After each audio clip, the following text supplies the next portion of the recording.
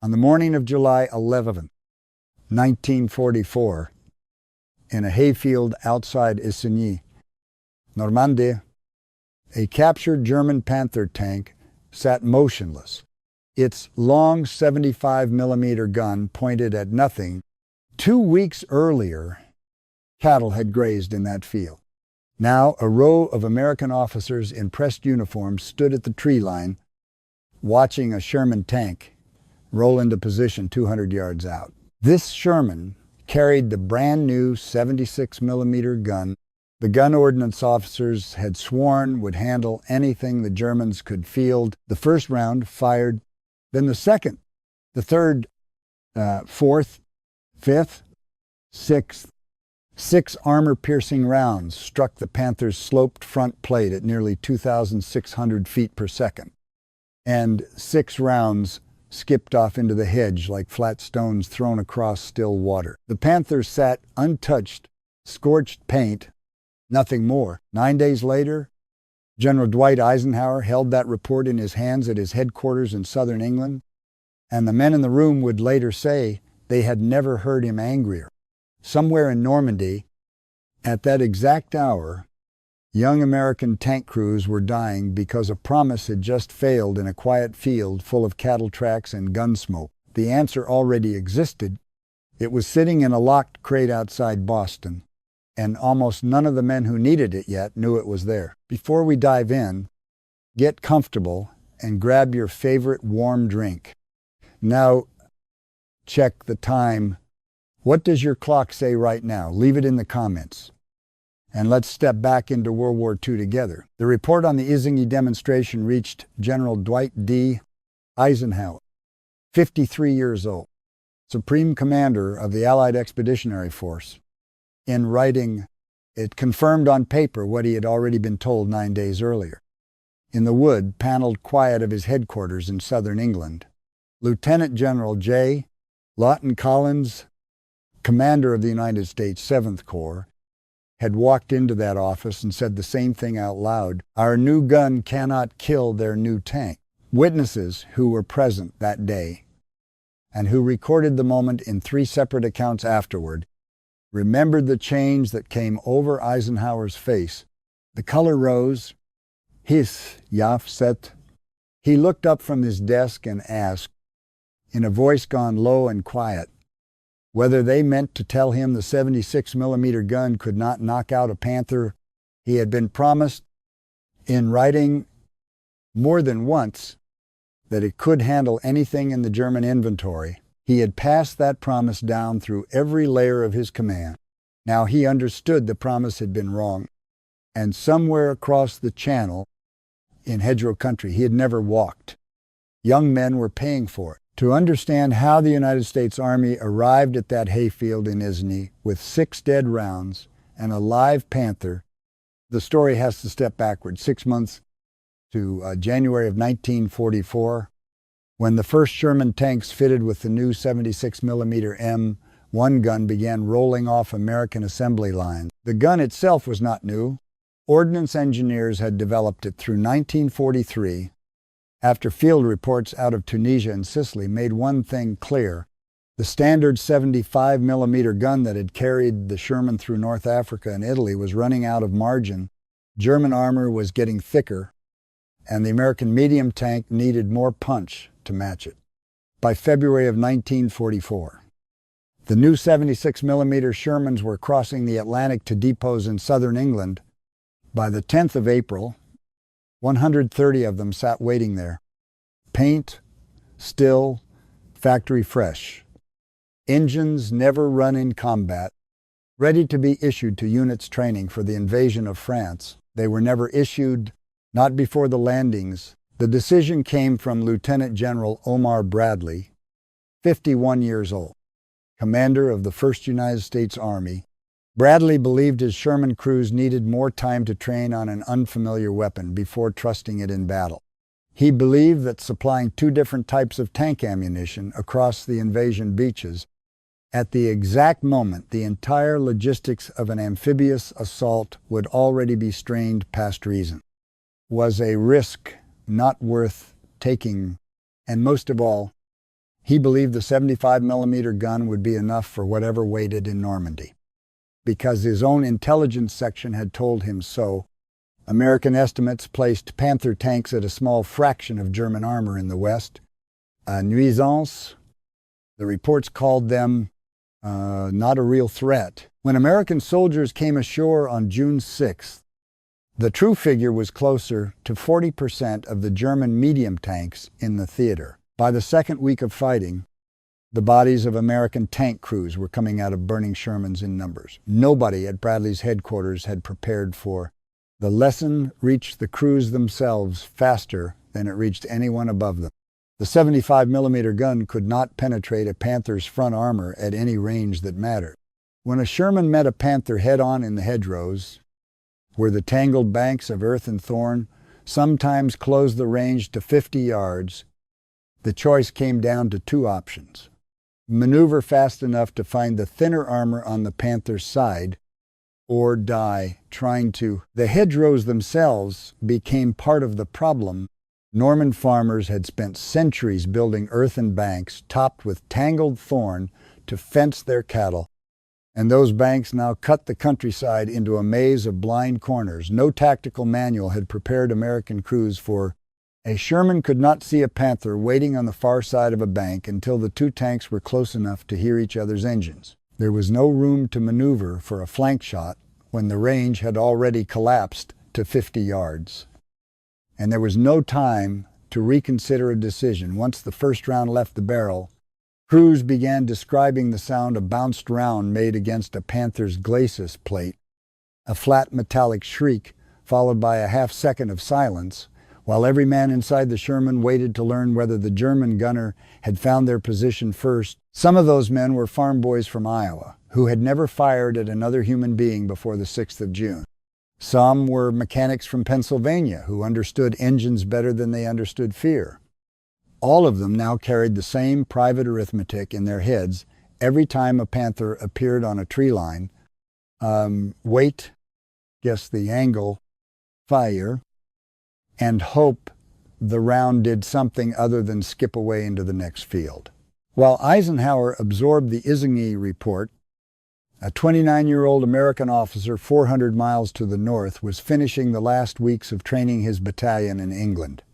His name was Creighton Williams Abrams, Jr., Lieutenant Colonel, commanding the 37th Tank Battalion of the 4th Armored Division.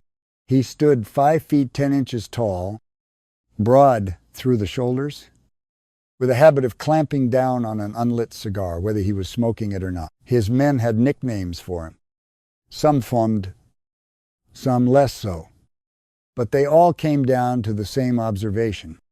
Abrams did not flinch. Through April and May of 1944, while the new 76mm Shermans sat idle in their depots, Abrams drove his crews through gunnery drills on the older 75mm model 7 days a week on Salisbury Plain and in the cold metal sheds where the tanks were serviced between exercises. He had read the intelligence reports. He had also read between the lines of them, and he suspected his men were going to meet Panthers, whether the reports admitted it plainly or not. What Abrams did not know, what almost no one at his rank yet knew, was that a partial answer to the Panther problem already existed. It had been engineered, produced in small quantities, and now sat waiting inside a quiet brick building outside Boston called Watertown Arsenal. Since the spring of 1942, ordnance engineers at Watertown had been developing a new kind of armor-piercing round, one that did not rely on a solid steel core to punch through enemy plate, but on something far harder and far rarer, a core of tungsten carbide.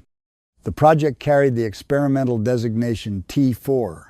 Once standardized for service, it would be called the M93. To the crews who eventually fired it, it carried only one name, HVAP, high velocity armor piercing. The physics behind it were as elegant as they were brutal. A conventional armor piercing round defeated armor through sheer mass, a heavy steel projectile slamming into steel plate until it either broke through or did not.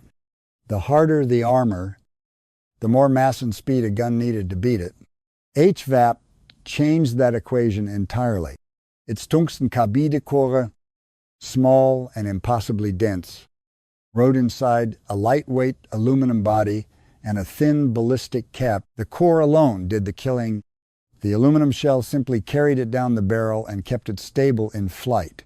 Because that shell weighed so little, the same 76mm gun could drive the round to speeds a standard steel projectile could never reach.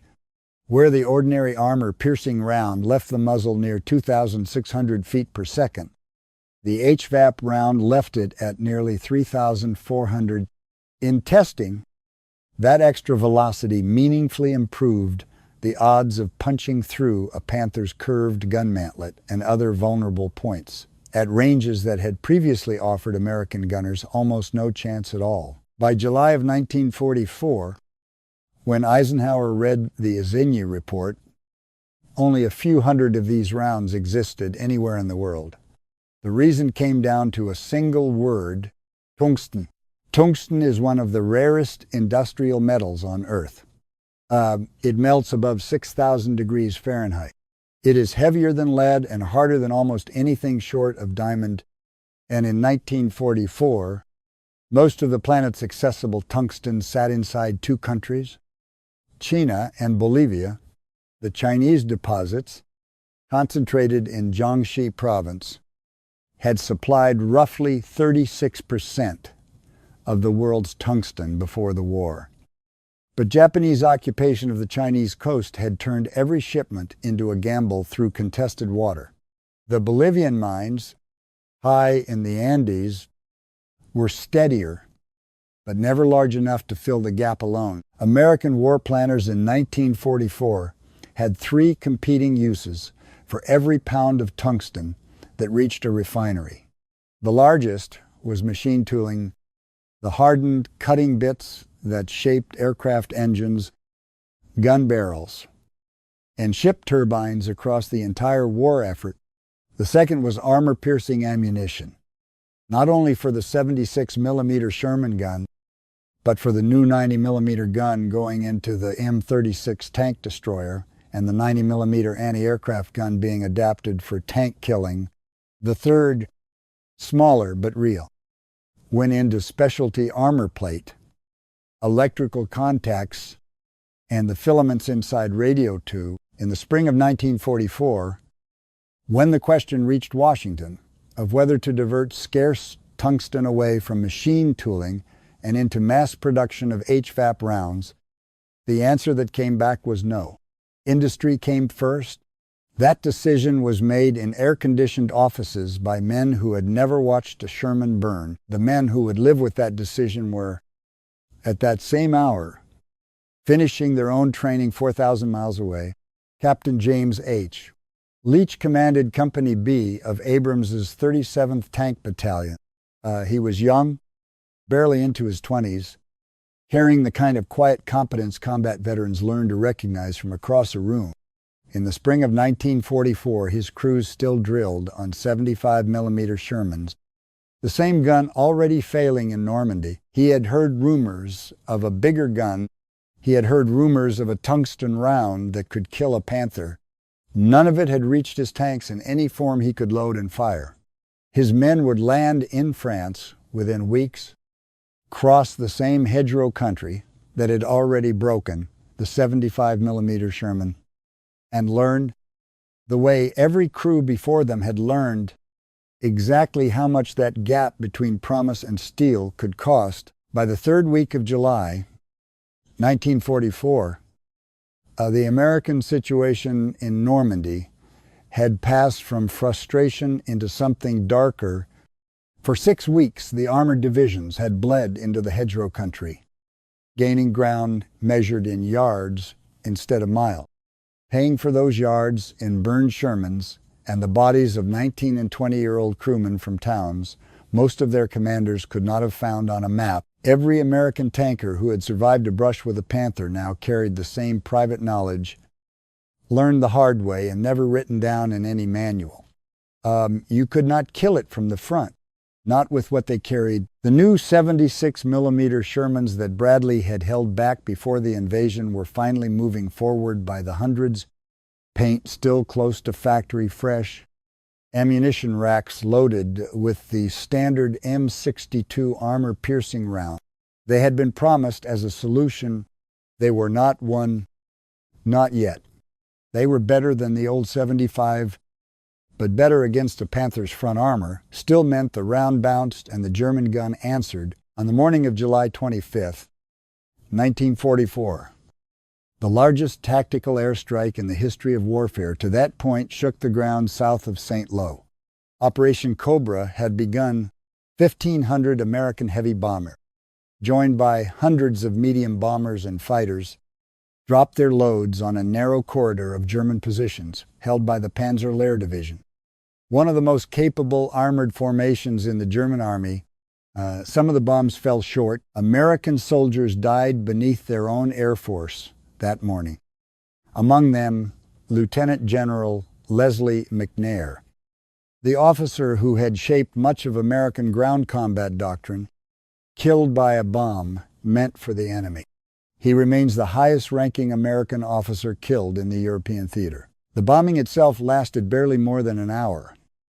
Yet the ground it struck looked, by the accounts of the infantry who advanced through it afterward, as though it had been reshaped by some force older and larger than any single weapon. Craters overlapped craters. Trees that had stood along the hedgerows for a century were reduced to splintered stumps. And the German units caught beneath the bomb pattern lost not only tanks and guns, but the wire and radio links that let a division function as anything more than a collection of isolated strongpoints. Panzerlinie, for all its reputation, could not fight what it could no longer see or communicate with. That collapse, more than any single American gun, was what tore the gap open south of St. Lo. The 76mm Shermans that poured through it were about to discover, within hours, that a broken German line was not the same thing as a beaten German tank. By afternoon, Panzerlinie had been broken, and American Sherman columns poured through the gap. More than 100 of the new 76mm tanks led the advance against Panzer IV medium tanks and German assault guns. The bigger gun worked exactly as promised against Panthers. The story stayed the same as it had been in June. American after-action reports from that week read strangely flat, almost clinical, as if the men writing them had run out of ways to describe the same disappointment. Tank commanders described firing at Panthers from 1,000 yards, from 800, from 500, and watching the standard round skip off the sloped front plate and vanish over the next hedge.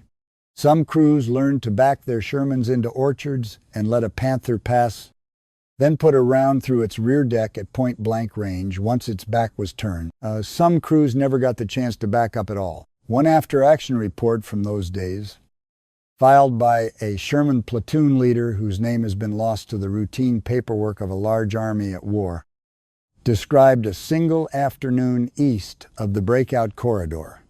His platoon spotted a Panther at long range across an open wheat field and opened fire with everything they had, 5 rounds from 3 different tanks, all standard issue. Every round struck the glacis. Every round bounced. The Panther traversed its turret with the unhurried confidence of a gunner who had learned exactly what an American 76mm shell could and could not do to him, fired once, and put a round through the lead Sherman's hull before the platoon leader had finished giving the order to reposition. 2 men climbed out of the burning tank. 3 did not. The platoon leader wrote that his crews had done everything correctly, followed doctrine exactly as trained, and lost a tank and 3 men anyway, because doctrine had never accounted for the simple fact that their gun could not do what they had been told it could do. Behind the advancing spearheads, a different kind of war was being fought, one that history would mostly forget. First Lieutenant Belton Y.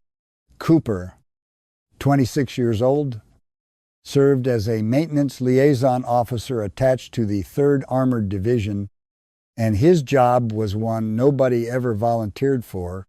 He counted the dead tanks. Each day in the rolling country south of St. Lo, he drove a jeep behind the advancing armor, finding the Shermans that had been knocked out and judging what could still be saved. Some could be repaired, their crews carried off with wounds. They might survive. Many could not be repaired. And in those cases, the crews inside had usually not survived either. Cooper kept a notebook through the whole campaign, writing down what he found in plain, careful language, because plain language was the only way to make himself keep looking. Years later, he would publish what those pages held in a memoir he titled Death Traps. And the title was not chosen for effect. By the 2nd week of July, the 3rd Armored Division alone had lost dozens of Shermans. Some burned, others were pierced cleanly, killing the crew without ever igniting the fuel. Cooper wrote about the smell that clung to a burned-out hull long after the fire was out, and about the work of recovering men whose bodies had been reshaped by heat into something that no longer looked entirely human. Most of those tanks, according to his own accounting, had been killed by Panthers.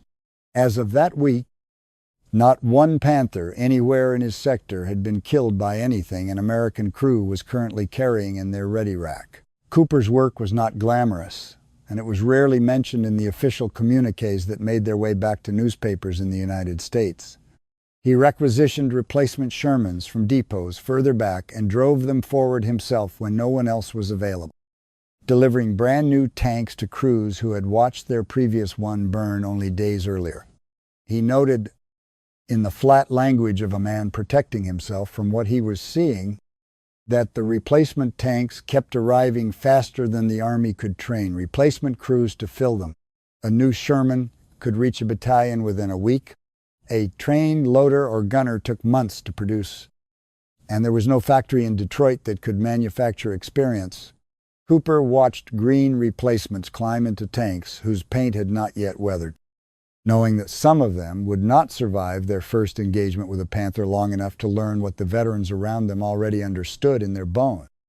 He kept doing the count anyway, because somebody had to know the real number, even if the real number never appeared in any press release. By late July, the situation could be summed up in a single hard sentence: the United States Army now possessed both a better gun and a better round to put inside it. Neither one had yet reached the crews who needed them. The gun had finally arrived in numbers at Cobra, at the cost of 8 weeks of delay that Belton Cooper's notebook could measure in burned hulls.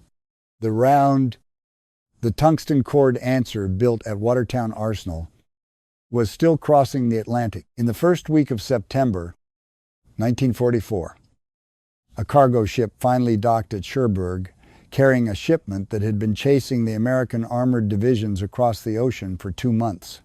A modest batch of M93 high-velocity armor-piercing rounds, tungsten cord, stenciled with the Watertown Arsenal mark. Roughly 1,000 rounds in total for every American tank in the entire European theater.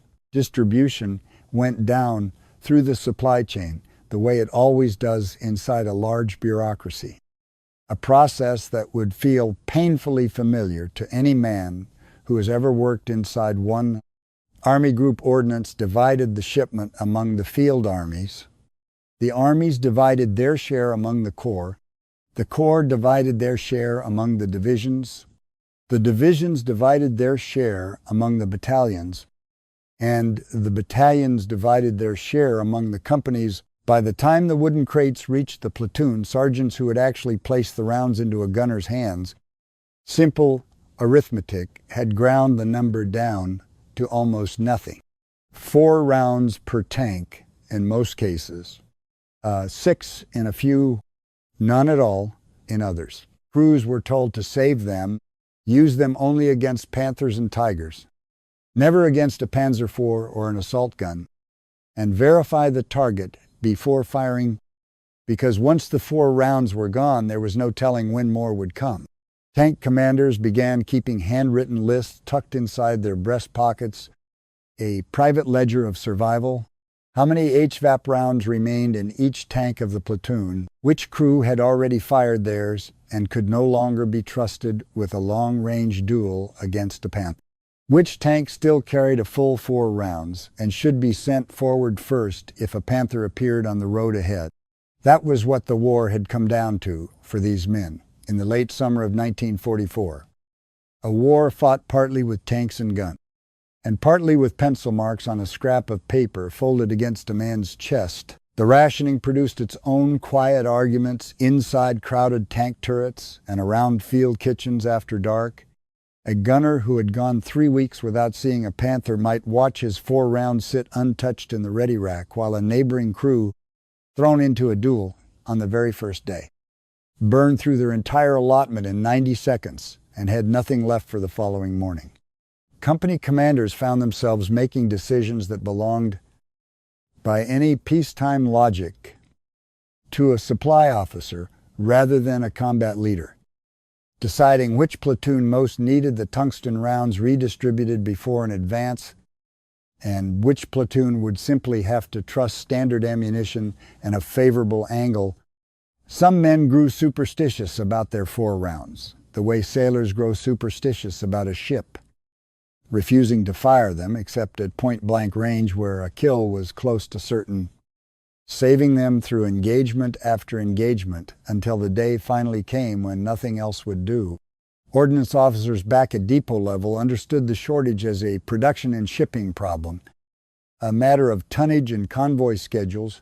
The men in the tanks understood it as something closer to rationed hope, doled out 4 rounds at a time, with no promise of resupply before the next crate happened to arrive. 400 miles to the south, George Patton's Third Army was running out of something even more basic than tungsten. Patton, 59 years old, profane and brilliant and famously impatient, had driven his armored divisions across France faster than any American force had ever moved before. By early September, his lead elements had reached the Moselle River. From the Moselle to the Rhine was less than 100 miles. From the Rhine to Berlin was a war-winning distance. If only the trucks could keep the tanks fed. They could not. The supply lines running back to the invasion beaches had stretched too far, too fast, and the Red Ball Express, the improvised convoy system built to keep Patton's spearheads moving, could not close the gap. By the middle of September, entire armored divisions were down to a few hours of fuel apiece. The Red Ball Express ran trucks nearly around the clock along a one-way loop of French highway reserved exclusively for supply convoys, drivers rotating through with almost no sleep. Engines pushed past any maintenance schedule. The vehicles had been designed for. Many of those drivers were black soldiers serving in transportation units, segregated by the same army whose spearheads they were keeping alive, running the same exhausting route night after night while receiving little of the public credit that later fell to the tank crews they resupplied. Even at full effort, the math refused to work.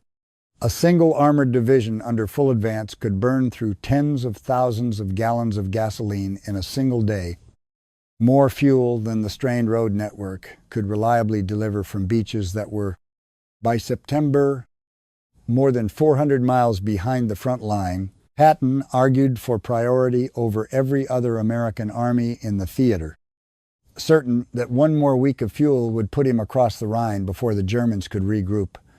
The fuel did not come. Eisenhower had other armies to feed and a broad front strategy to maintain, and Patton's spearheads slowed from a sprint to a walk at almost the exact moment they needed speed the most. The 4th Armored Division, Creighton Abrams Division, still had enough in its tanks to push across the Moselle and dig in on the far bank. They took ground near a small crossroads town called Ericourt and held it. In Berlin, Adolf Hitler studied the map of that bridgehead and did not like what he saw. He ordered a counterattack, and he had the tanks to try it. 2 newly raised panzer brigades, the 111th and the 113th, freshly equipped with Panthers straight off the assembly lines at Daimler-Benz and MAN, tanks so new that some still carried factory grease in places a combat crew would have long since cleaned out. Hitler wanted them thrown at the American bridgehead immediately. Push Patton back across the river. Buy time for the defenses now being dug along Germany's own western border. The order reached General der Panzertruppe Hasso von Manteuffel, 47 years old, a small and wiry officer, barely over 5 feet tall, who carried himself with the bearing of generations of Prussian officers before him. He had taken command of the 5th Panzer Army only days earlier, and he had not chosen this counterattack. Looking at the same map Hitler was looking at, he understood something the men in Berlin either did not grasp or chose not to. These 2 panzer brigades were not ready. Their crews had barely 6 weeks of training behind them, much of it conducted without enough fuel to run a full gunnery exercise. Worse, the brigade structure itself, designed personally by Hitler that summer, carried no proper reconnaissance units at all. The tanks were meant to move forward as an armored fist and smash through whatever stood in front of them by sheer weight of steel. That was the doctrine handed down from Berlin. Manteuffel sent the order forward anyway, because that was what an order from Hitler meant in the autumn of 1944. Whether a general agreed with it or not, the 2 brigades themselves told their own quiet story about the state of the German war machine by the autumn of 1944. A year earlier, a Panzer division, preparing for a major operation, might have trained for months. Its crews, drawn from experienced units, rotated out of the line to absorb replacements gradually. Its tanks broken in on ranges far from any enemy artillery. The 111th and 113th Panzer Brigades had neither the time nor the fuel for anything close to that standard. Many of the tank commanders were themselves recent graduates of officer courses shortened to meet the manpower crisis. Leading crews who in some cases had never fired their main gun outside of a classroom demonstration. Some of the Panthers rolling toward Ericourt had been driven directly from the railhead to the assembly area with barely enough kilometers on their tracks to be considered broken in. The brigades carried excellent tanks and thin experience, a combination that had rarely favored the side possessing it in any war. In Annizenturi, at Ericourt, on the American side of the line, Captain James Leach's Company B had spent the past weeks learning the lessons Normandy had already taught the rest of the Army. Only faster and at a higher cost than any classroom could have managed, his crews now carried the 76mm gun. His ammunition racks now held a handful of the new tungsten cord rounds, 4 to a tank in most cases. The same rationed math that governed every American company on the line. That autumn, they had also gained something. The newly raised German brigades across the river had not months of combat experience, a working knowledge of the terrain, and a habit of calling in artillery and air support the moment a target presented itself.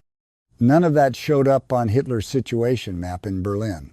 All of it was about to matter more than any single round of ammunition. On the night before the German attack, the forecast for the following morning called for fog, the kind of low, wet mist that rolls off the Lorraine Plateau in late September and does not lift until well past sunrise.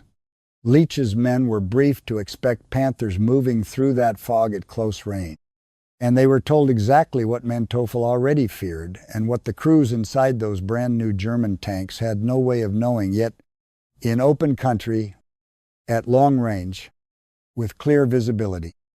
A Panther's superior optics and its long 75mm gun would win almost every duel against a Sherman before the American crew ever saw where the shot had come from. In fog, at close range, none of those advantages would exist. Only nerve, training, and the tanks 2 sides actually had in front of them at the moment the shooting started. Leach spent that last evening moving from tank to tank along his company's position, checking ammunition counts by hand rather than trusting the paperwork, making certain Every crew understood exactly how few tungsten rounds they had and exactly how much that scarcity meant. They could not afford a wasted shot. He kept his instructions short.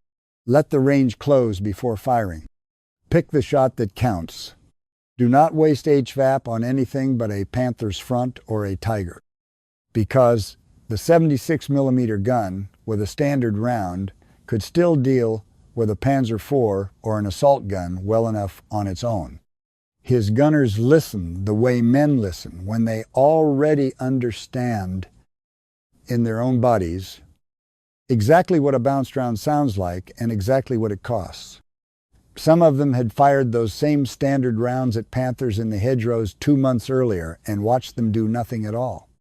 None of them needed convincing twice. By midnight, the company was as ready as 4 rounds per tank, and a summer of hard learning could make it. And the fog that Manteuffel feared and the American briefing officers were counting on had already begun settling into the low ground between the two armies, somewhere behind the American lines. That same night, a supply truck rolled forward carrying a fresh allotment of M93 rounds, the last resupply Company B would see before the fighting began. The crates were stenciled with the same Watertown Arsenal mark that had once sat sealed inside a laboratory outside Boston.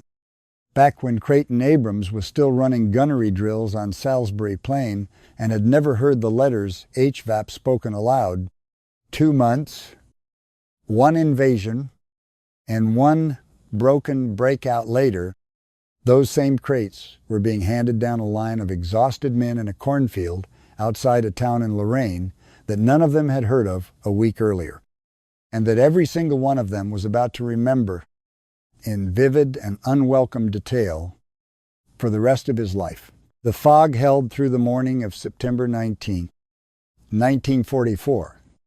Just as the forecast promised, the lead Panthers of the 113th Panzer Brigade rolled out of that mist toward the ridge, south of the village, where Captain James Leach's Company B sat waiting in Hull, down positions, engines off, gunners tracking sound, more than sight, at a range of roughly 75 yards.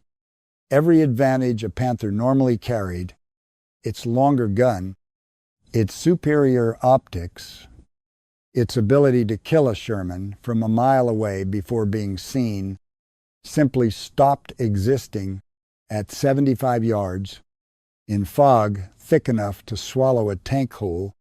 The fight came down to who saw whom first and who fired first. The Americans fired first. The lead Panther took a round through its turret and stopped, smoke leaking from its hatches. A second Panther, blind in the mist and hunting for the source of the shot, rolled past the wreck and exposed its side, where the armor thinned to little more than 1.5 inches. It took a round there and caught fire almost immediately.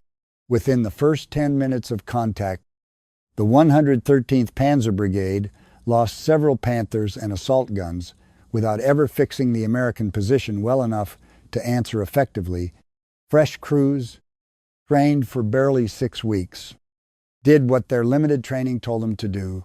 They pushed forward into the contact rather than falling back to reorganize, and they lost more tanks doing it. The brigade's commanding officer was among the German casualties in the fighting around Ericourt in those first days.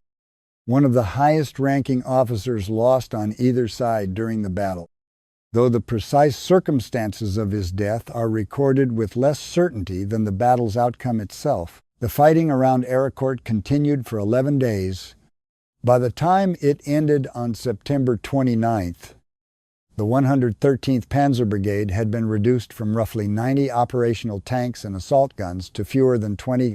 The 111th, committed in the days that followed, suffered similarly.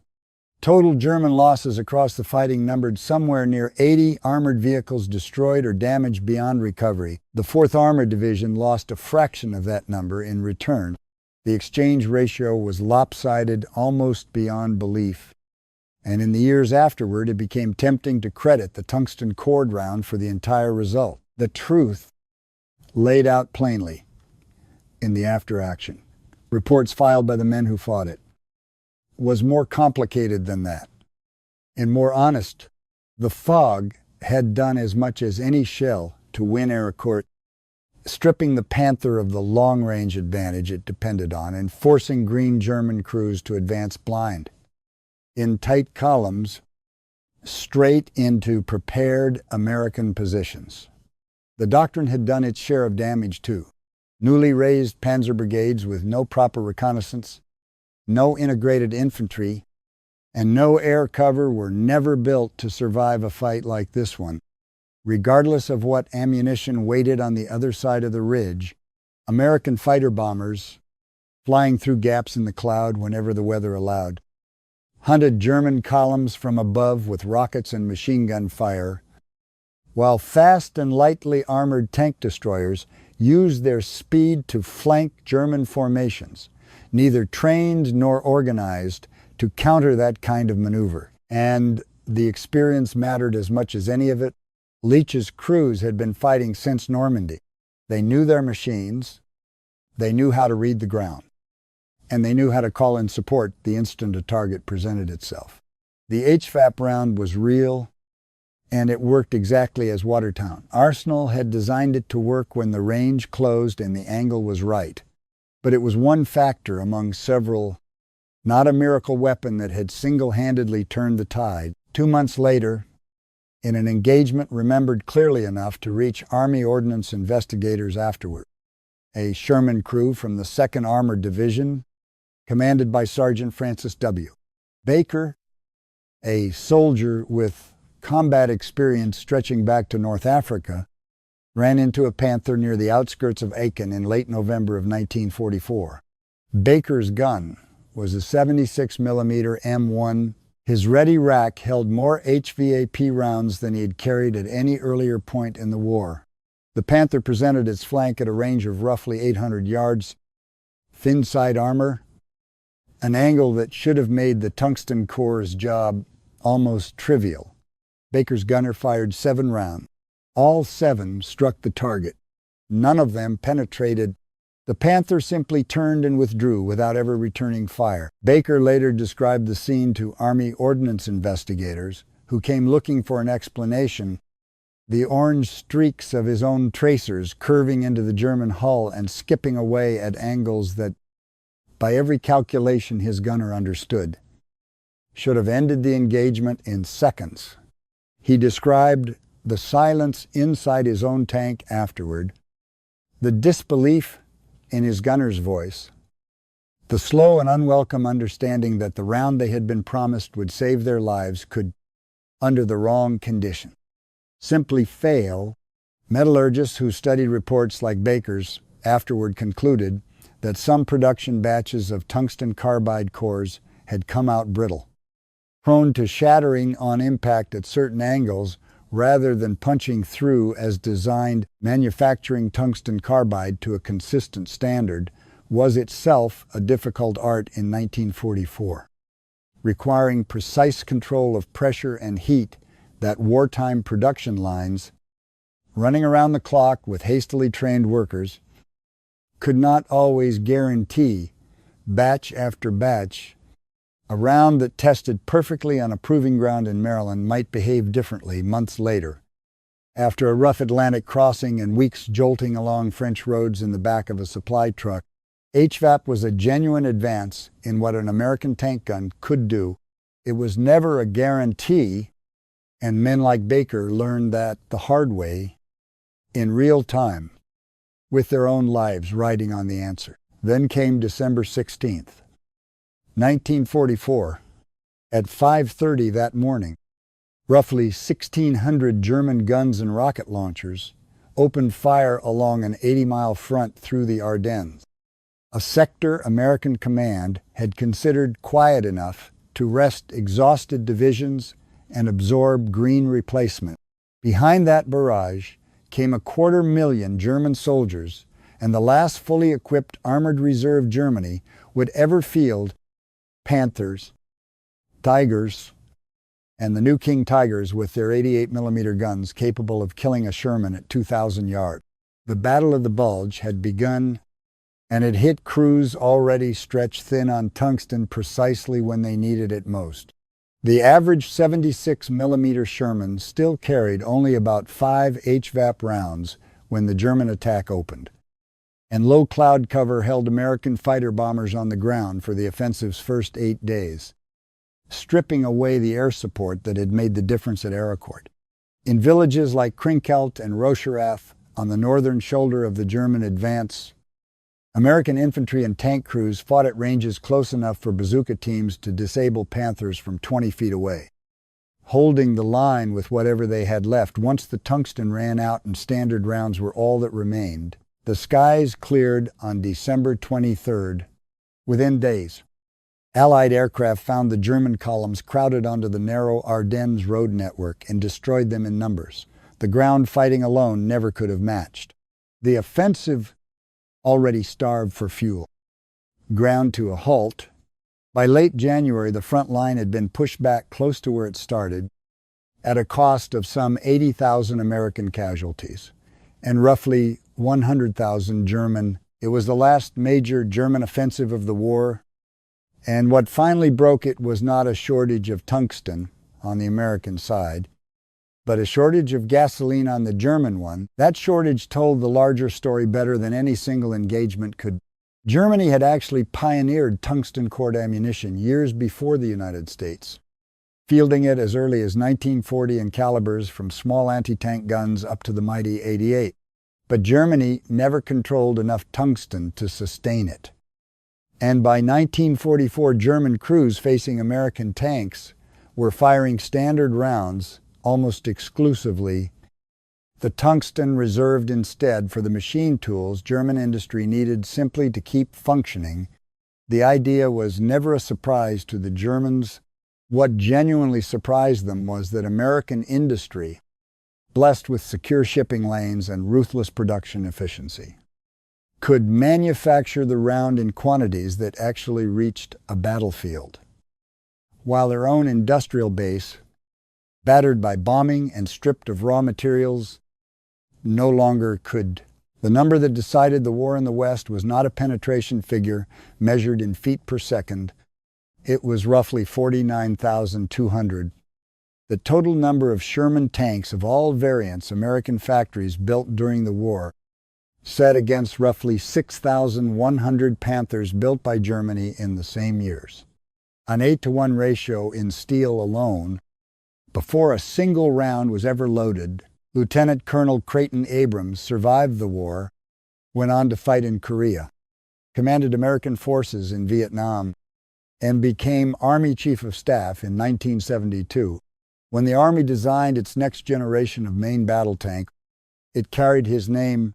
The M1 Abrams entered service in 1980, firing depleted uranium penetrators built on the same simple principle. Watertown Arsenal had proven decades earlier in a brick building outside Boston, a small, dense projectile, driven at the highest speed a gun can manage, will defeat armor a larger, slower one cannot. That lesson had been paid for in hedgerows and cornfields and snowbound forests by men who carried handwritten lists of their remaining rounds in their breast pockets, men who watched a shot bounce off a Panther's flank and waited to see if the German crew would notice them first. Some of those men came home. Many are still in cemeteries across France, Belgium, and Luxembourg, in quiet rows that anyone can visit on any ordinary afternoon. The tungsten round was a real piece of how that war was won. It was never the whole of it, and the men who fired it always knew the difference. Even when the history books took decades to catch up,